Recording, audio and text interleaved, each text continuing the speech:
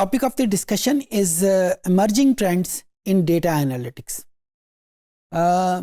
हम इस पूरे कोर्स में बहुत सारे हमने टूल्स, टेक्निक्स, कॉन्सेप्ट्स सीखे, लेकिन इसका ये मतलब नहीं है कि बस यही है, इसके आगे कुछ नहीं है। नहीं, ये एक कंटिन्यूअस प्रोसेस है।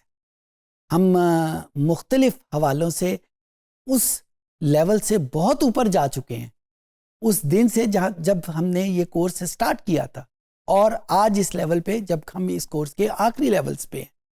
सो ये it's a continuous process of improving, of having more and more information, more useful information. Pakistan में अगर मैं खुसूसी तौर पे बात करूं तो ये आपको भी पता होगा कि जो एक्सेप्टेंस है टेक्नोलॉजी की, वो एक बहुत बड़ा पैरामीटर्स है।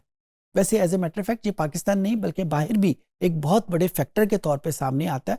फॉर एग्जांपल, हम सड़क पे जा रहे हैं और सामने एक कैमरा लगा हुआ है और वो कैमरा हमारी तस्वीर खींच लेता है। जब हम कोई ट्रैफिक वायलेशन करते हैं, हमारे जहन में आता है, और जब हमें घर में चालान आता है उसके ऊपर एक काफ़ी ज़ीरोज़ वाली रकम लिखी होती है कि इतना आपको चालान पे करना है, आपके जहन में आता है ये कैमरा इस कदर पावरफुल है कि वो मुझे देख सके कि मैंने ट्रैफिक की वायलेशन की है या नहीं की।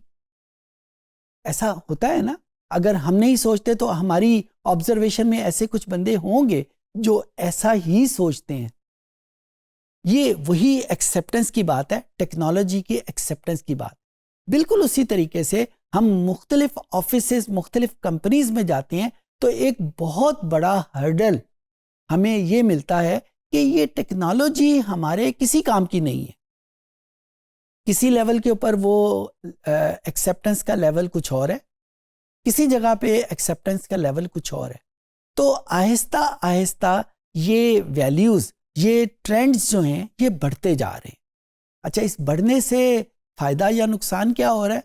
फ़ायदा तो ये हो रहा है कि पाकिस्तान टेक्नोलॉजी के मामले में लेवल से ऊपर जा रहा है, लेकिन इसका नुकसान ये हो रहा है कि वो बंदे जिनको टेक्नोलॉजी के बारे में इल्म नहीं है या जो किसी वजह से इल्म रखना नहीं चाहते, वो आहिस्ता आहिस्ता हमारी डिस्कशन में से, हमारे कॉम्पिटिशन्स में से, हमारी इंडस्ट्री में से वाइप आउट होते जा रहे हैं। क्योंकि अगला दौर जो है वो टेक्नोलॉजी ही का है। अगर आपको टेक्नोलॉजी के बारे में इंफॉर्मेशन है, आप उसको यूज़ कर सकते हैं, then you are the person of future. लेकिन अगर नहीं है तो फिर शायद आपकी जगह बहुत मुश्किल हो जाएगी। सो एमर्जिंग ट्रेंड्स के हवाले से हमने बात की। सबसे पहले तो टेक्नोलॉजी एक्सेप्टेंस की बात है। फिर जब हम टूल्स एंड टेक्निक्स के हवाले से बात करते हैं, रोज़ाना के हिसाब से ज़्यादा सॉफ्टवेयर हमारे पास मौजूद हैं, कंप्यूटर की वर्ल्ड में आते जा रहे हैं। कुछ अर्सा पहले की बात करें तो हमारे पास सिर्फ एक्सेल होती थी। एक्सेल के बाद हमारे पास एक्सेल की तरह के और बहुत सारे टूल्स आना शुरू हुए। फिर उसके बाद पावर क्यूरी आई, फिर उसके बाद माइक्रोसॉफ्ट पावर BI आई, फिर उसके बाद टैब्ल्यू आया, फिर उसके बाद गूगल लुकर आया। इसी तरीके से ये सारी एक पूरी रैलम मौजूद है जो एनालिसिस, जो बिजनेस इंटेलिजेंस, जो इस पूरे एनालिटिक्स के डोमेन में राज कर रही है।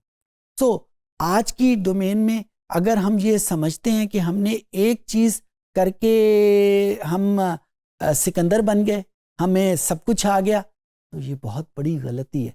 सो मेरा मशवरा इस आखिरी लेवल के ऊपर आपके लिए ये होगा कि इस कोर्स को आप एक स्टार्टिंग पॉइंट के तौर के ऊपर लें और फिर उसके बाद आहिस्ता आहिस्ता अपनी प्रोफिशेंसी इन टूल्स के ऊपर बढ़ाते जाएं और अपने आप को किसी एक या दो टूल्स के ऊपर लिमिट नहीं करें, बल्कि उन लिमिट्स, उस टूल्स की तादाद को बढ़ाते जाएं।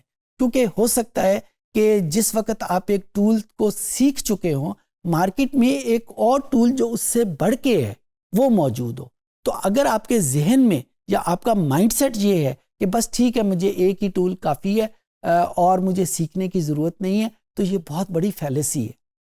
सो emerging ट्रेंड के तौर के ऊपर मैं इस फिक्रे के ऊपर इस कोर्स को ख़त्म करूँगा कि there is no full stop for this analytics domain.